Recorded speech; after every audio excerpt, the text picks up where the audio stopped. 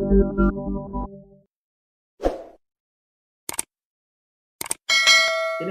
yang paling sangat yang harus kita perhatikan bersama apabila ada perkara tindak pidana umum. Contoh yang paling sederhana, perkara pencurian atau perkara penganiayaan. Pencurian itu pasalnya 362, kalau penganiayaan suatu misal dilakukan oleh seorang saja itu 351. Kalau dilakukan secara berkelompok itu 170. Nah, kalau di sana tentunya penyidik yang paling terdepan adalah penyidik dari kepolisian atau penyidik pegawai negeri sipil lainnya. Penyidik alurnya adalah sesuai dengan undang-undang. Apabila melakukan penyidikan dalam waktu maksimal 1 minggu harus mengirimkan surat perintah dimulai penyidikan. Nah, teman-teman, apa sih SPDP itu? Surat perintah dimulai penyidikan. Itu dikirim kepada kejaksaan paling lambat 1 minggu setelah penyidik melakukan penyidikan. Nah, setelah 1 minggu, dalam waktu kurang lebih kurun waktu antara 14 hari sampai 1 bulan, penyidik wajib mengirimkan berkas perkara ke kejaksaan. Berkas perkara itulah di situ kejaksaan akan menentukan namanya jaksa peneliti dari jaksa penuntut umum untuk meneliti berkas itu. Apakah sudah memiliki syarat formil atau memenuhi syarat material. Contoh, kalau pasalnya itu kasusnya tidak pidana pencurian yang dicuri suatu misal ayam. Kalau pasal 362 itu unsurnya kan barang siapa mengambil barang milik orang lain secara melawan hukum. Gitu. Yang dapat merugikan pihak lain. Jadi barang siapa itu siapa yang nyuri. Mengambil barang milik orang lain, yang diambil itu apa? Suatu misal ayam. Milik orang lain itu miliknya siapa? Suatu misal miliknya si A. Nah, secara melawan hukum itu bagaimana?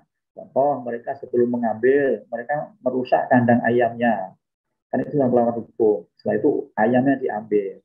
Yang dapat merugikan pihak lain siapa yang punya ayam itu? Ini unsur harus dipenuhi. Kalau itu menurut jasa sudah dipenuhi, baik unsur formil maupun material, formil suatu misal tersangkanya ini anak-anak atau sudah dewasa. Tersangkanya ini residivis atau bukan, Tersangkanya ini suatu misal orang sehat atau tidak. Kalau memang orangnya tidak sehat, sakit jiwa, ya tentunya di sini fungsi dari penuntut umum adalah memberikan petunjuk supaya harus ada pemeriksaan dari dokter ahli jiwa. Karena kalau orang sakit jiwa nggak bisa dihukum. Nah, itulah syarat formil dan material. Tapi kalau sudah lengkap, tentunya di sini kejaksaan atau jaksa akan mengeluarkan namanya P21. Tapi kalau belum lengkap, jaksa akan mengeluarkan namanya P18, P19. Berkas dikembalikan. Karena unsur belum terpenuhi, syarat formil material juga belum terpenuhi. Ini contoh yang paling sederhana. Apabila sudah lengkap, selanjutnya penyidik, misalnya dari kepolisian, dari Polres atau Polda, apabila sudah lengkap, penyidik akan segera menyerahkan tersangka dan barang bukti kepada penuntut umum jaksa di kejaksaan. Nah, setelah diserahkan ke kejaksaan, di sini tugas jaksa adalah yang pertama, membuat surat dakwaan atau catatan jaksa penuntut umum. Setelah itu jaksa melimpahkan perkara tersebut ke pengadilan.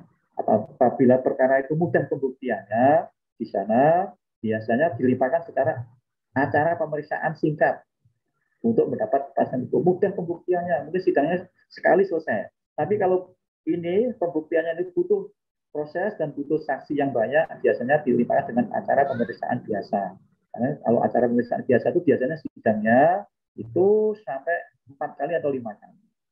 Nah, setelah itu jaksa untuk melakukan persidangan. Dari sidang itulah ada beberapa hal yang dilalui oleh jaksa. Intinya adalah membuktikan terhadap surat dakwaannya. Itu menghadirkan alat bukti. Alat bukti itu sebagaimana pasal 184 KUHP itu ada keterangan saksi, keterangan terdakwa, keterangan ahli, alat bukti surat, petunjuk. Antara lain itu ada 5 alat bukti yang diajukan oleh jaksa. Nah, setelah diajukan, tentunya di sini jaksa untuk selanjutnya adalah untuk melakukan penuntutan. Menuntut kepada majelis hakim supaya terdakwa ini dihukum dan dinyatakan bersalah melanggar suatu misal tindak pidana pencurian 362. Dituntut suatu misal 2 tahun penjara. Nah, suatu misal dalam tuntutan itu oleh hakim dikabulkan, ya tentunya kami akan menerima. Tapi kalau ternyata hakim tuntutannya 2 tahun, pembuktiannya ternyata juga beda, dituntut 2 tahun, diputus 5 bulan, biasanya jaksa melakukan banding. Karena antara tuntutan dengan putusan kurang dari separuh. Ini sudah rumus di jaksa. Nah, itulah di peradilan pidana ada banding. Kalau banding ternyata dikabulkan, kita terima. Kalau banding ternyata masih putusan banding itu pengadilan tinggi menguatkan, tetap diputus suatu misal dituntut 2 tahun, diputus 5 bulan, kami akan melakukan upaya hukum namanya kasasi ke Mahkamah Agung. Kalau kita sudah kasasi suatu misal, kami itu diterima kasasinya, putusan menjadi 2 tahun, kita akan menerima. Tapi apabila di kasasi kami ditolak, tentunya kami akan mempertimbangkan apakah kami akan melakukan peninjauan kembali atau tidak. Inilah yang dikatakan sebagai bentuk upaya hukum dan fungsi kewenangan daripada kejaksaan. Dan apabila ternyata itu diterima, tentunya sebagaimana ketentuan undang-undang, kami akan melakukan eksekusi terhadap terdakwa menjadi terpidana. Ini prosesnya kalau perkara pidana umum. Namun juga di kejaksaan ada proses yang menyangkut perkara tindak pidana khusus. Contoh yang paling lagi viral adalah tindak pidana korupsi. Kalau tindak pidana korupsi di sini, kejaksaan fungsinya juga memiliki kewenangan sebagai jaksa penyidik. Ini berawal dari informasi laporan dari masyarakat aduan, baik dari masyarakat umum maupun masyarakat yang lainnya. Setiap aduan yang mengandung unsur tindak pidana korupsi masuk kejaksaan, yang pertama adalah dilakukan penelaahan. Apakah informasi ini memenuhi unsur harus kita lakukan penyelidikan dan penyidikan atau tidak. Kalau tidak, ternyata alat buktinya belum kuat, kita kembalikan. Pelapor kita tanya, alat buktinya supaya dilengkapi. Kalau ternyata sudah dilengkapi, kita lakukan full data, full paket, penyelidikan dulu.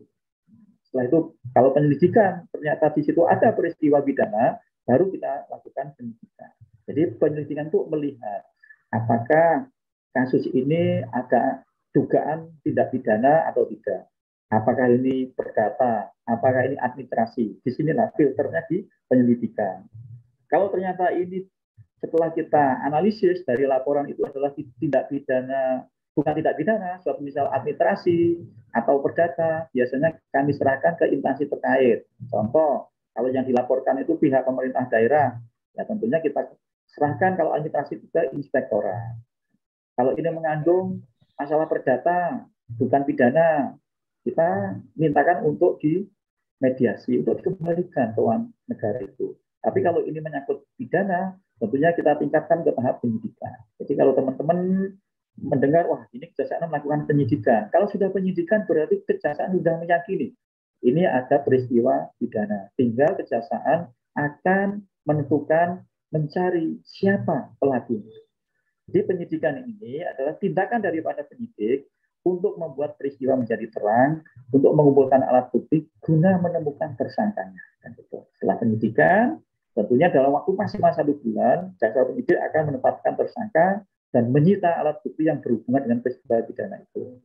Kalau itu ternyata sudah muncul bahwa ini ada tersangka, tentunya kejaksaan mengambil langkah-langkah hukum untuk segera dijadikan berkas dan dikirim lagi ke jaksa penuntut umum untuk diteliti apakah berkasnya ini sudah memenuhi syarat formil dan material. Kalau sudah memenuhi, tentunya jaksa peneliti itu akan menetapkan yang namanya P21. Kalau berkas sudah lengkap, sudah siap dibawa ke pengadilan. Kalau sudah P21, tentunya tindak lanjutnya sama, harus dilimpahkan ke jaksa penuntut umum untuk di tahap 2-kan dan setelah itu dilimpahkan ke persidangan untuk dalam proses persidangan. Nah, di persidangan itulah tentunya tugas dari jaksa penuntut umum adalah membuktikan terhadap peristiwa pidana yang didakwakan kepada terdakwa. Kalau itu didakwaan dalam putusannya ternyata hakim sesuai, tentunya jaksa akan menerima. Ternyata kalau tidak sesuai, tentunya di sana ada yang namanya upaya hukum, baik banding, kasasi, dan gerasi. Ini secara umum tentang penanganan perkara khusus, baik tindak pidana khusus, tindak pidana korupsi maupun tindak pidana pencucian uang.